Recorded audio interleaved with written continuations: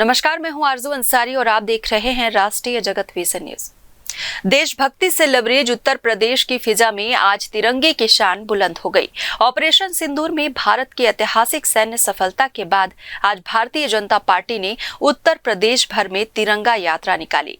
प्रदेश के मुखिया योगी आदित्यनाथ ने खुद इस यात्रा में शामिल होकर सेना को सलाम किया और प्रधानमंत्री नरेंद्र मोदी को बधाई दी। इस दौरान सीएम योगी ने साफ कहा कि अगर कोई भारत को छेड़ेगा तो भारत उसे छोड़ेगा नहीं। तिरंगे की शान में लहराया हर हाथ और हर सीने में धड़कता देश का मान। ऑपरेशन सिंदूर की ऐतिहासिक कामयाबी के बाद यूपी की सड़कों पर देशभक्ति का सैलाब उमड़ पड़ा। मुख्यमंत्री योगी आदित्यनाथ ने खुद तिरंगा यात्रा की अगुवाई की और जवानों को सैल्यूट किया। सीएम योगी ने प्रधानमंत्री मोदी की रणनीति की जमकर तारीफ की। सीएम योगी ने कहा, 22 अप्रैल को पहलगाम में जो विभत्स घटना हुई उसका जवाब भारत ने आतंकियों के घर में घुसकर दिया। पहले ही दिन 100 से ज्यादा आतंकवादी मारे गए। उन्होंने कहा, हमने दुनिया को बता दिया हम छेड़ते नहीं, लेकिन अगर कोई छेड़ेगा तो उसे छोड़ते भी नहीं। ऑपरेशन सिंदूर के जरिए पाकिस्तान को जो करारा जवाब मिला है उसने उसकी नींव हिला दी है। सीएम योगी ने पाकिस्तान को फेल स्टेट करार देते हुए कहा, जिस देश ने 75 सालों से सिर्फ आतंक का बीज बोया है वो एक दिन उसी आतंक में डूब जाएगा। सीएम योगी ने कहा, जो भारत की ओर आंख उठाएगा उसे माफ नहीं किया जाएगा। और भाइयों, पाकिस्तान की विफलता, आतंकवाद को उसके द्वारा दिए जा रहे प्रश्रय और यह आतंकवाद को उसके द्वारा दिए गए प्रश्रय इस बात को साबित करता है कि आतंकवाद एक दिन पाकिस्तान को भी निगल देगा।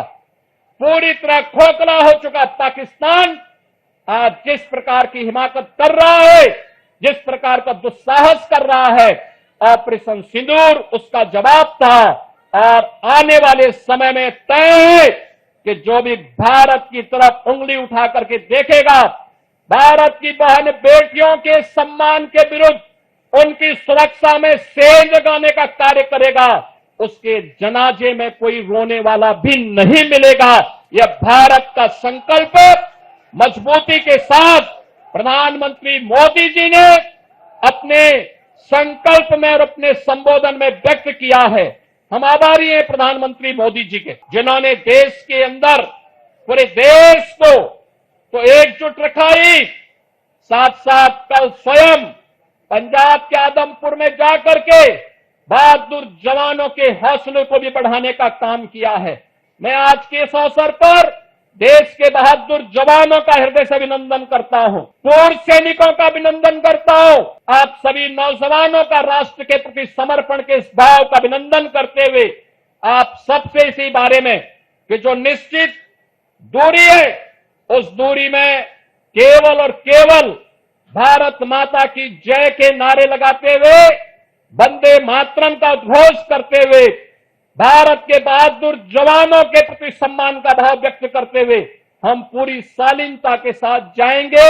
इस विश्वास के साथ मैं एक बार फिर से आप सभी का हृदय से स्वागत करते हुए इस पूरे कार्यक्रम के माध्यम से उत्तर प्रदेश वासियों की भावनाओं को भारतीय सेना को समर्पित करते हुए अपने